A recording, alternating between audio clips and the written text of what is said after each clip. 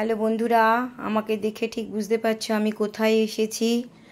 আমি যেখানে খোদ ঠাকুর তৈরি হয়, যেমন কুমোরটুলিতে ঠাকুর তৈরি হয় সেই রকম জায়গাতে আমি চলে এসেছি।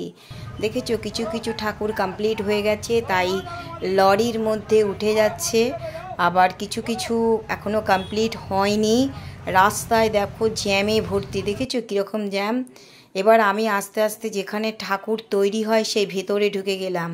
দেখো কিছু কিছু ঠাকুর এখনও তৈরি হয়ে গেছে, এবার কিছু কিছু ঠাকুর তৈরির কাজ এখনও ভেতরে চলছে।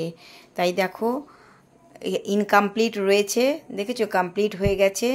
তবে ঠাকুর দেখতে যাওয়া আর দরকার হলো না আমার, আমি ওখানে গিয়েই বিভিন্ন রকমের ঠাকুর আমি দেখে ফেললাম।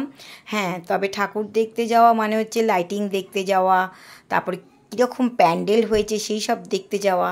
দেখেছো কি সুন্দর লাগছে। আমি অনেক ওখানেই ঠাকুরটা তৈরি হয়, আর এখানে যাওয়া অর্থাৎ আমি ওই রাস্তা থেকেই পড়াতে যাই। ওখানে এটা আন্দুল মৌরির জায়গাটার নাম বলা পোটোপাড়া। বিখ্যাত এই পোটোপাড়াতেই ঠাকুর তৈরি হয়।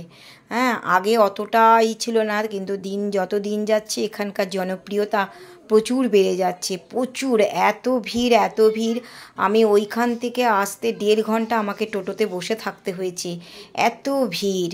হ্যাঁ, আর ঠাকুর চলছে বায়না যারা দিয়েছে তারা নিয়ে যাওয়ার জন্য ব্যস্ত।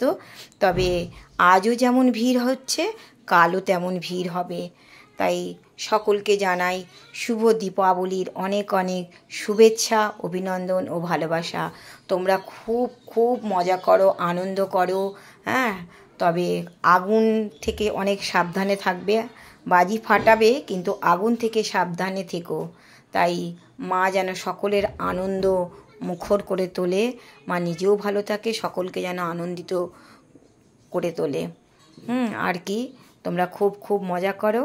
টাটা, আবার দেখা হবে অন্য কোনো ভিডিওতে।